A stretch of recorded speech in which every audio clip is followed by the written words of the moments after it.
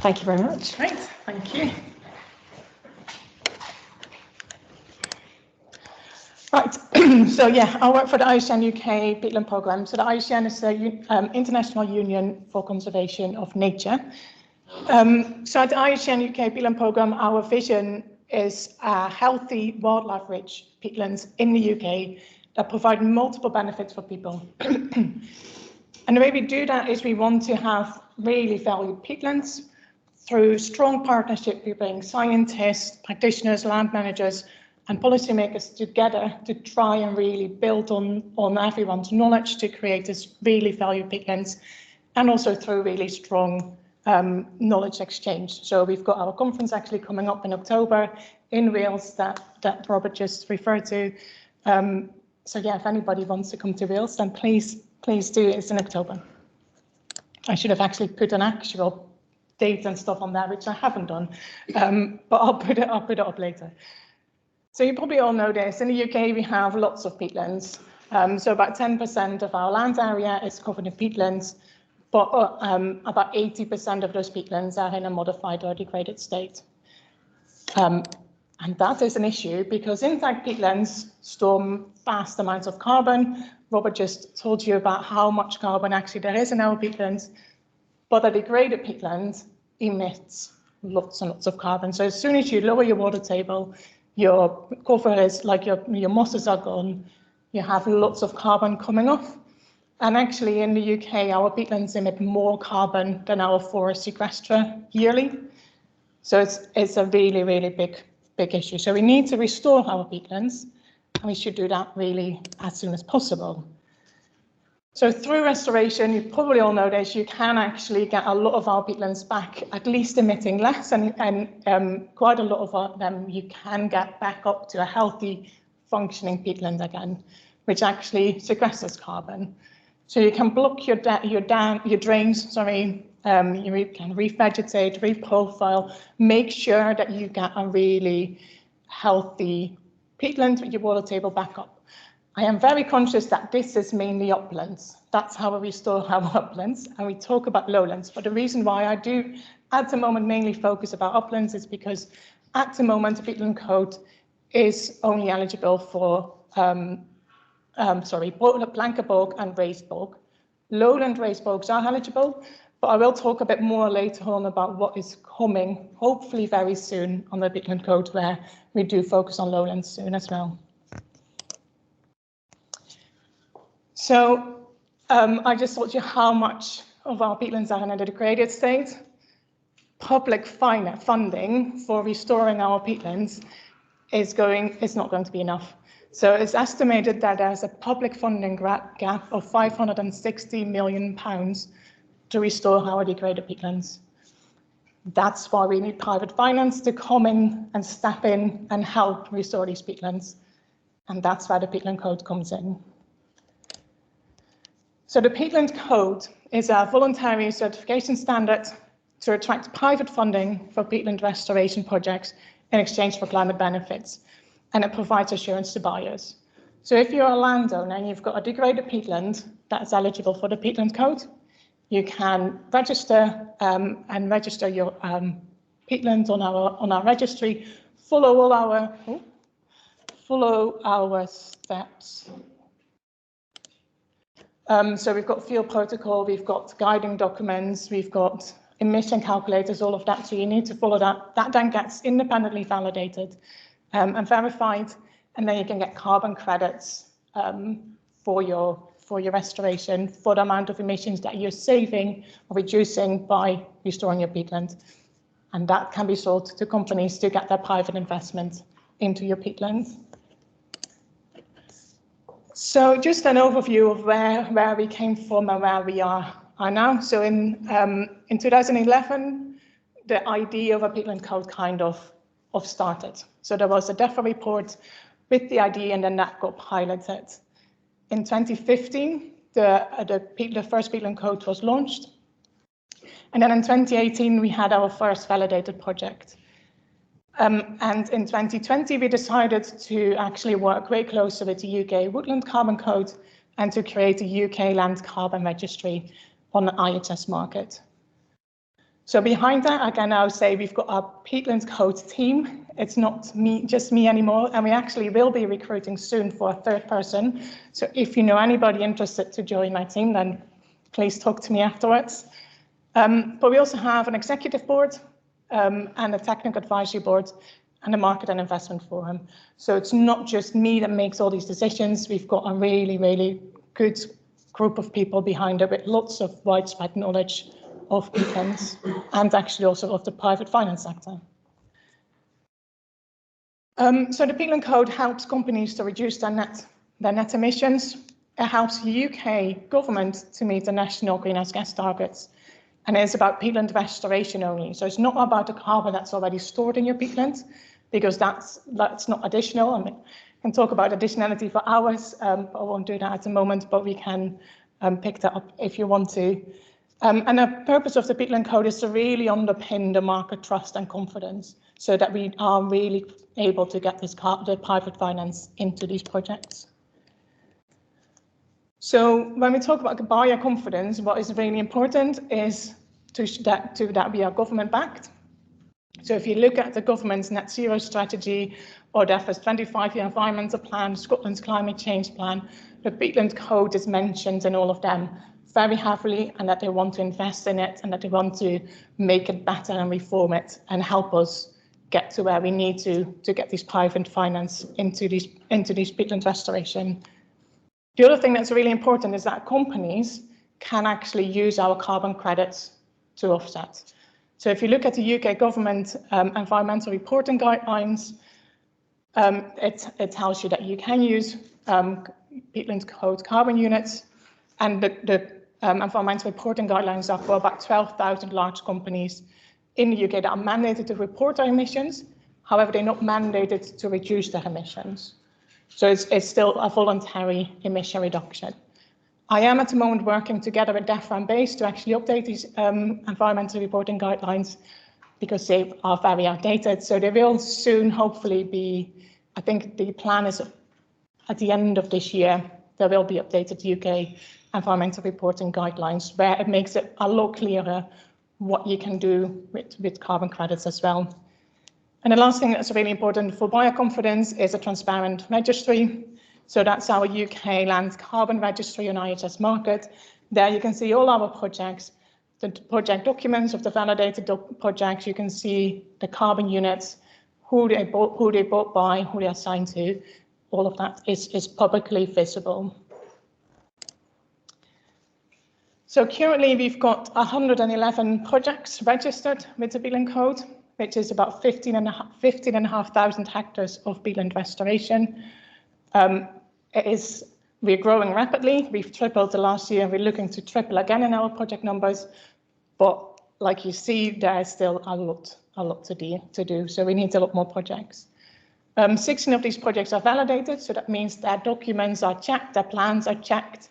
And an independent validator has said, yes, if you follow your plans, you're likely to reduce your emissions by X amount. And that's at the moment just over 550,000 tons of CO2 equivalent emission reductions. Another 45 of our projects are currently undergoing validation. So there's a bit of a backlog with our validators, which we are looking to increase, to increase their capacities, but there is still a bit of a backlog.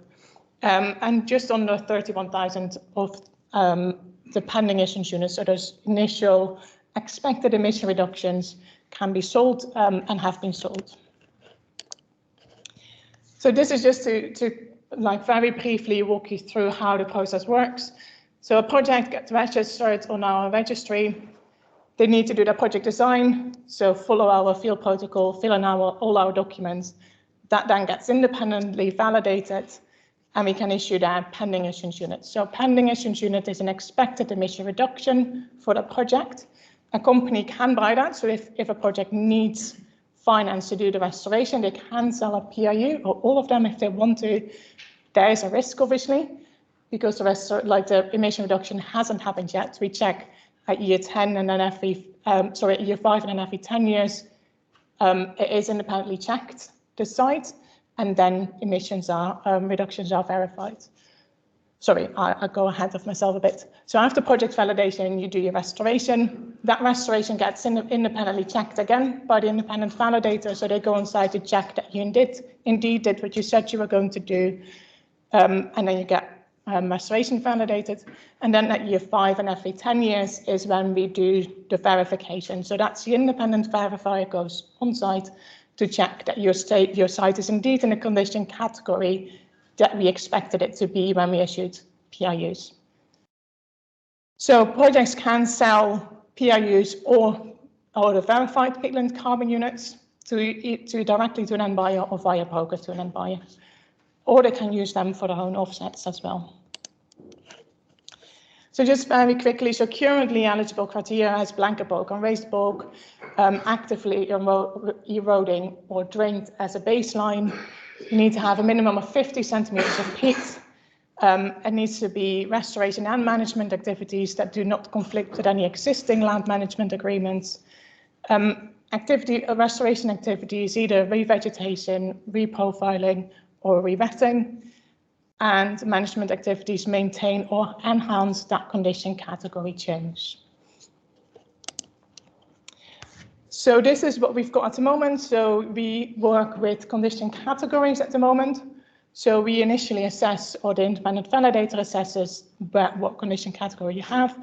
So the best one is that we've got under the code is near natural, then modified, drained, and actively eroding. And we assume that if you restore your peatland, you only move up one condition category. So if you start in drained, we assume you only move up to modified. And then all these condition categories have emission factors associated with them, and that's how we calculate the emission reduction. So this is just to show that even partially improving your peatland condition will result in a permanent annual emission reduction.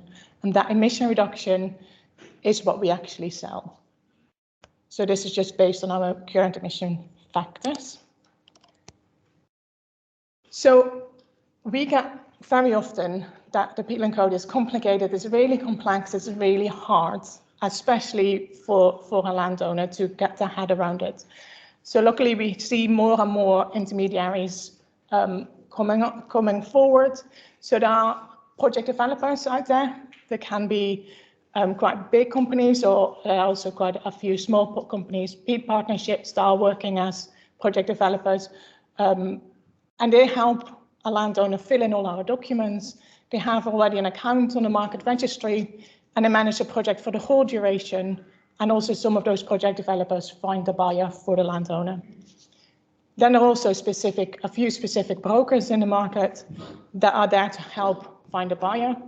They also help with contracts. So if you sell a pending issuance unit, there always needs to be a legal contract between the buyer and the seller about who carries the risk of that PRU not getting verified in the future. So a broker or a project developer can help create that legal contract as well. So the carbon finance, so that's a private finance we want to get into peatland restoration. It can actually be a few things under the Peatland Code, and that's important because we calculate additionality using our carbon finance as one of those things. So a landowner can sell all or a proportion of their pending issuance units via the project developer or broker. They can also invest their own money into the project with a view to personally report the carbon, so that's what we call insetting. Or they can hold on to their PRUs in the start and then only sell them in the future when they are verified as peatland carbon units. So it's not like we don't, as the IUCN, we don't dictate any of that. Carbon units are for the landowner, and it's up to them what they do and when they sell, or if they sell their units. So current developments for the Peatland Code, we actually launched version 1.2 in April this year. So that was to get UCAS, so the UK accreditation services we're working with them at the moment, so they are now satisfied that version 1.2 meets the requirements for conformity assessment schemes required by the ISO standards that we fall under. And that means that now UCAS can do that next step, and they are now accrediting our validation and verification bodies against the code. And that will be completed somewhere next year. it's a bit of a long process, unfortunately. Then we're hoping to launch version 2 of the Peatland Code at the end of this summer or the autumn. We'll see how quick we are. So version 2, one thing that we are doing is we're updating our emission factors.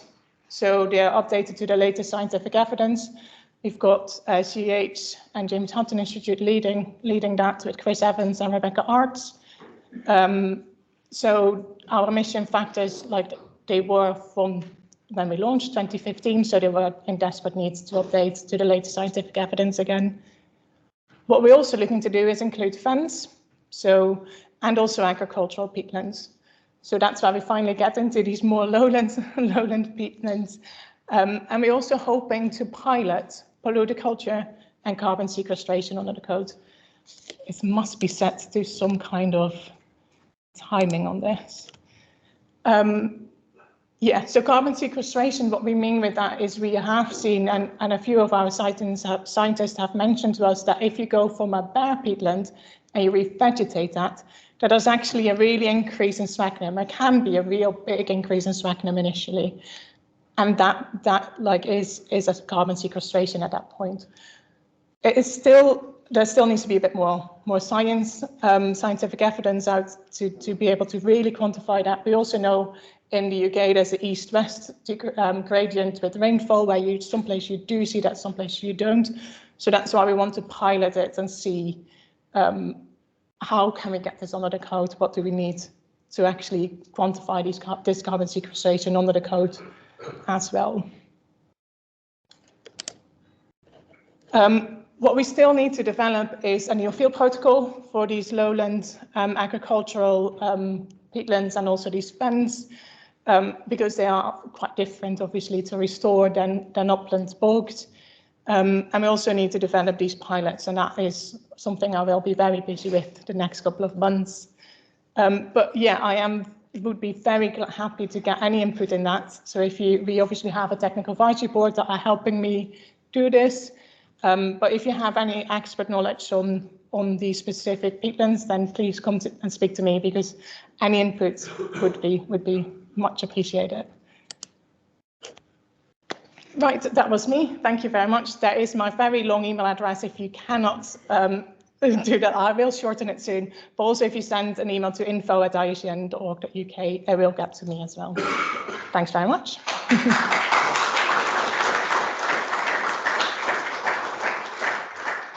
Right, okay, so we're going to move to Q&A for 10 minutes. Joe, would you like to come and grab the microphone? I'm assuming that it's on, but it's not. We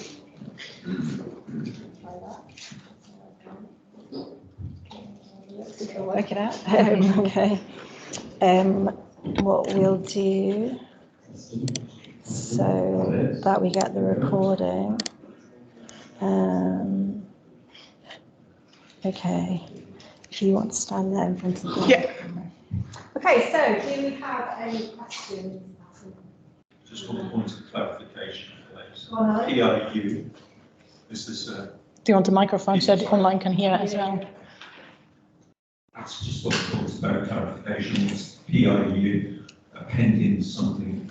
Pending issuance unit. So that's that expected emission reduction, but it's not happened yet. So after we verified it, that pending issuance unit, a PIU, is verified into a peatland carbon unit.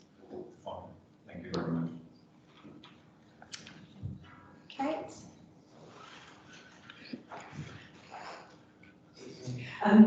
It was interesting you were saying that you need brokers and project developers. One of the things we're really concerned about, I think, in the farming industry is the leakage of funding out of, so that it's not getting to the end person delivering projects, and therefore we're not getting particularly good value for money. We're seeing it in carbon markets and all sorts of things at the moment. It's something I'm really concerned about, to be honest. Is there a way of streamlining these things so that we can, remove that, or is there still sort of cost effectiveness in this?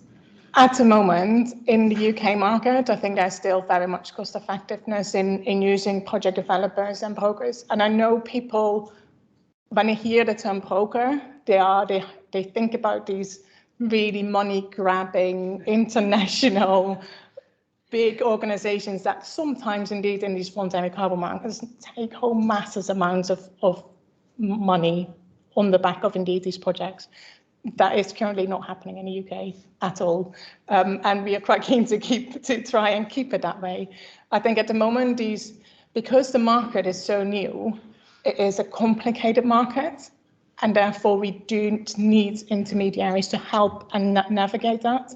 But also, at the moment, it's not, if you're a company, you want to buy carbon units as an offset in the UK, that is not up at the moment, and we're working on it, and we're hoping to have something in place at some point, but there's not a one-stop shop that you can just go and say, I want to buy, click and buy, and that's it. And therefore, if you want, as a company, if you want to buy this, you either need to speak to loads of project developers or landowners to see, do you want to sell? Do you want to sell? Or you can get a broker who can aggregate some projects for you, because a lot of our projects are quite small. So they quite often don't have the amount of carbon units that a company needs. So they need to be aggregated, and then the company can buy it. Thank you. Any other questions? If you could also say your name or where you're from as well, before you ask the question, that would be great. Hi, I'm Judy from Staffordshire Wildlife Trust. Thanks for talking, it was really interesting. So on the, like with PAUs, obviously if you sell them all at the beginning, that's obviously like a commitment in order to produce those, and if you don't produce those, so I know with the woodland code there's like a buffer built in so that you can kind of claim from that buffer if like trees fall down or whatever. Is there something with the Peatland code, or is it purely just a contract that you make with the person that you're selling this to? No, we do also have a risk buffer. So every project puts 15% of their PAUs into this risk buffer. And that risk buffer is there if something happens to the peatland that is out of the control of the landowner. So if there's a big wildfire or something, and therefore you lose some of your PAUs, then that can be taken out of the risk buffer.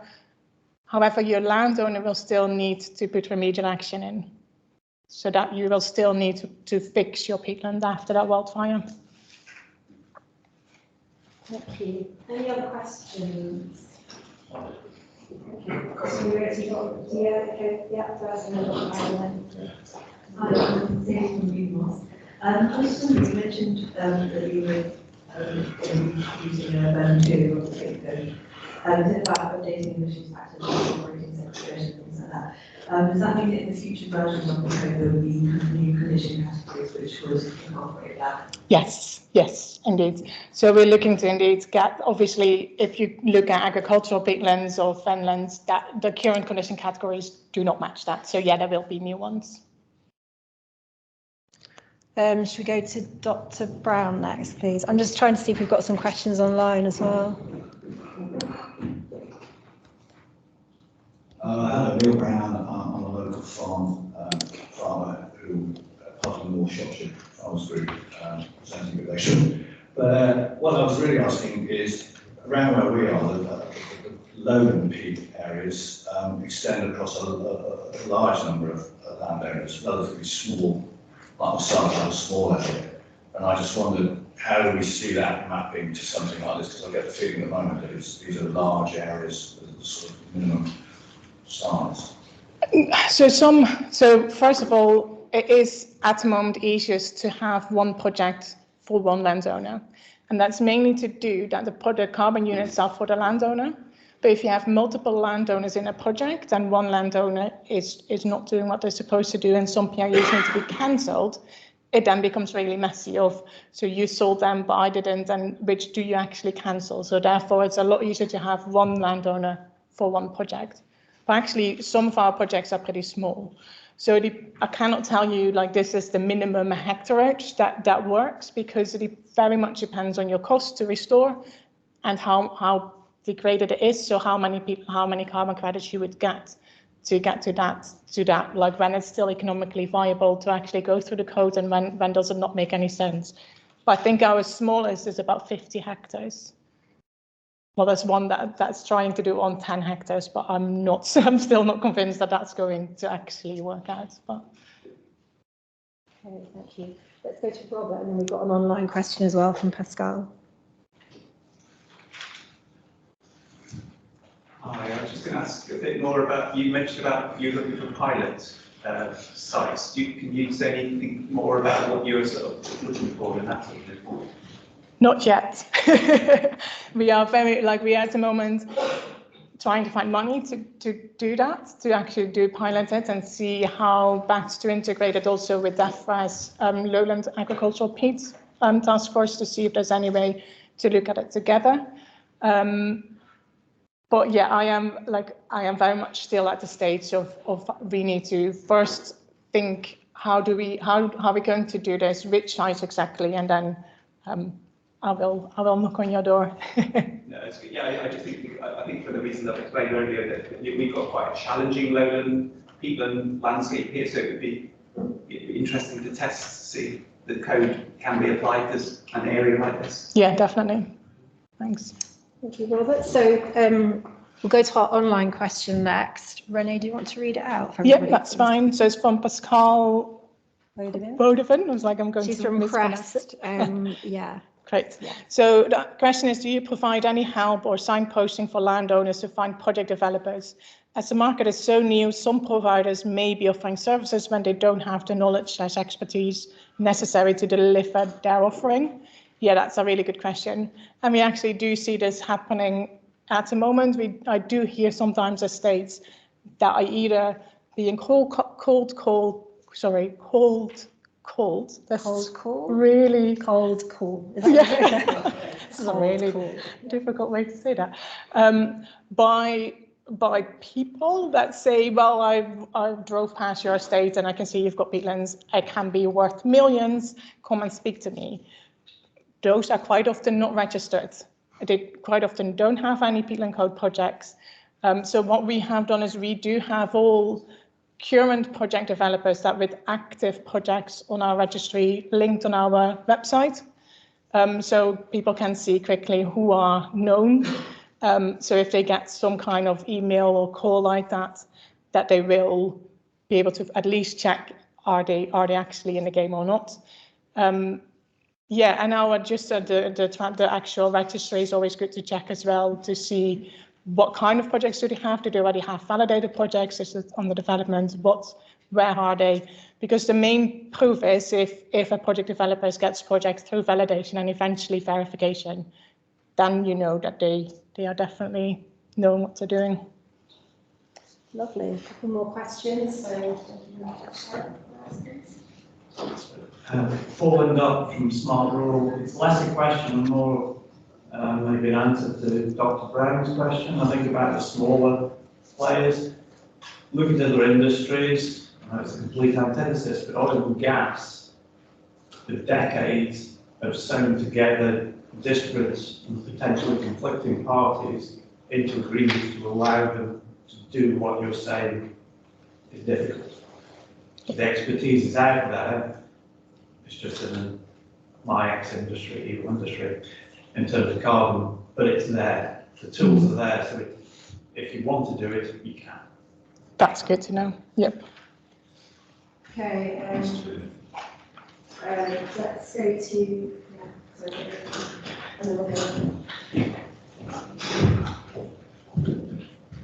Hi, John Howell from Savills. I was just wondering how future emissions conversion factors will affect the sort of forecast peatland sequestration from former projects to a building factor. Yeah, definitely. So the Peatland Code states that any verification will happen to the latest lookup tables of emission factors. So if emission factors change, unfortunately, like the PIUs can change. And that's mainly because some of our projects go up to 100 years. So if we would be verifying in 100 years' time to numbers that are 100 years old, we will lose all our credibility. So we are also thinking about should we maybe put something in place that people cannot sell 100% of their PIUs, just to safeguard, so if those numbers go down, that they don't have a big issue. Yeah. Lovely, and I think we're going to have to make this the last question. So obviously, plenty of chances to get together and chat and ask questions, and then doing the workshops as well afterwards. So maybe at the Clorinda Graham from University Centre East Leeds.